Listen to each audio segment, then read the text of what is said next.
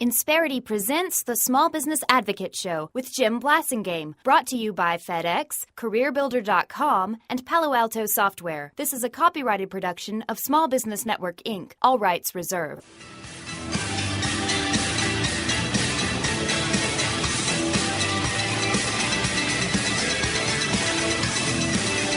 Little Joe Cocker bringing us back. Crazy Englishman. I like his rock and roll, though. 23 after, I'm Jim Blasingame. Thanks for hanging out with me. My website is smallbusinessadvocate.com. Lots of stuff there that will help you with your small business. That website is 13 years old this month, ladies and gentlemen. So we have a lot of stuff there. We continue to improve it the best we can to make things available to you to help you get the information that you need on your small business. You can listen, you can read, you can ask questions. You can check out our Brain Trust members, and my newsletter is there. We'll send you that every Sunday afternoon by email. The blog is there. Our poll question, we have a different poll question every month, so check that out, smallbusinessadvocate.com. Steve Robbins is the author of Get It Done, Guys, 9 Steps to Work Less and Do More. We're talking about that, about being more organized, and we're going to, in a second, we're going to get into how to slay crisis management. Steve, tell us how we can find you and your book. Well, you can find me at www.steverrobbins, SteverRobbins.com, and you can find the book either at my website or at any retailer, and it's available as an ebook, as an audiobook, all right, etc. Good deal. Well, good for you for making it available in all those different forms. Steve, one of the things one of my pet peeves is not getting something that comes up, either a project that's an opportunity or a challenge, continuing to manage it, thinking that okay, this is something that we have to manage, instead of saying this is something we need to solve and get it off our plate, get it off our table. We need to either grow this up and give it a life, get it a job so it manages itself, so to speak, or we need, if it's an opportunity, if it's a challenge, we need to get it solved and get it off our plate so it's not a challenge anymore. Because you and I both know there's another one of these coming just in a few minutes, like buses.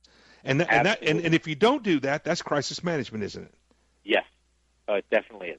Well, before we went on the air, we were talking a little bit about the idea that when something new comes into your life, something else has got to go, because you only have so many hours in a day. Right. And in crisis management, what happens is something new comes into your life, even though you didn't ask it to be there. Right. It came in on its own. That doesn't change the basic equation. If you're going to deal with that, something else has got to go. One of the more controversial suggestions that I have, and I actually have had clients who do this way better than I do, is to block out a certain number of hours in your schedule every single day or every single week, which has absolutely nothing scheduled in it. And if you can think of a way to use it, then by definition that means that you're using it wrong, so you schedule anything you think of for some other time, right, and you literally just leave. I had a client who did this 4 hours a day. He would schedule 4 hours a day for nothing except the unexpected. Wow. And if the unexpected didn't come up, he would use that same block of time to do whatever strategic planning and the kind of thought work that it's hard to do because you always get so sucked into the details. Right. Now, 4 hours to me seems more than a little extreme. Right. But a lot of small business owners would like to have 4 minutes. Yeah. But if you really do that, and I'm more along the lines of try to do an hour a day is my thing. And on one hand, people say, well, it's impossible. To which my response is it's actually not impossible. And if you have so much going on that your thinking is that's impossible, then that probably means you need it more than ever. And by the way, if nothing comes up to occupy that time, you can still spend that time doing the other stuff you would have done otherwise. Well, part of the issue, if you're in a situation like that, if you're not able to carve that amount of time out, either you're not delegating properly, which could mean that if you don't have employees, it could mean that you find some contractor to help you with that, some other entity to help you with it. Or if you're delegating to employees and you still don't have that amount of time, you're not delegating with them properly. They're not working the system properly. They're continuing to come back and bug you when they ought to be managing it themselves. Yes, very true. And it may also be, if I can just add a couple more possible reasons there, is it may be that you as a business are trying to just simply take on more work than is possible for you to execute. It might be time to say no. Yeah, it might be time to say no. It also may just be time to look at how you're doing the work and see if there are any efficiencies that you're missing.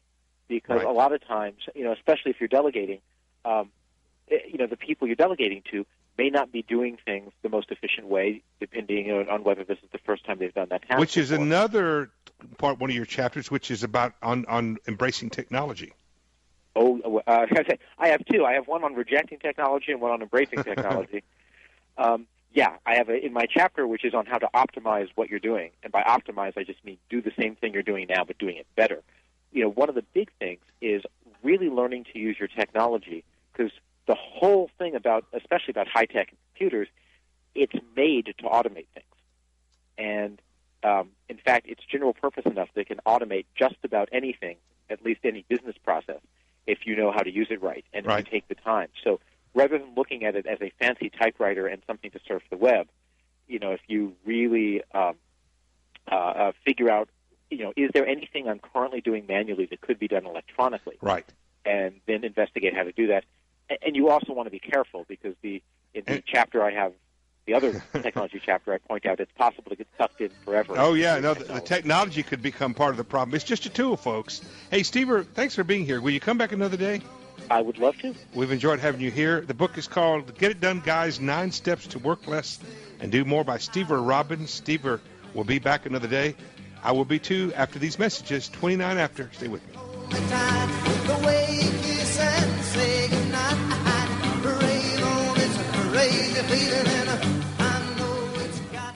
Insperity presents the Small Business Advocate Show with Jim Blasingame, brought to you by FedEx, CareerBuilder.com, and Palo Alto Software. This is a copyrighted production of Small Business Network, Inc., intended for the private use of our audience. Except as otherwise provided by copyright law, all other copying, redistribution, or publication without prior written consent is prohibited. All rights reserved. Prohibited. All rights reserved. Prohibited.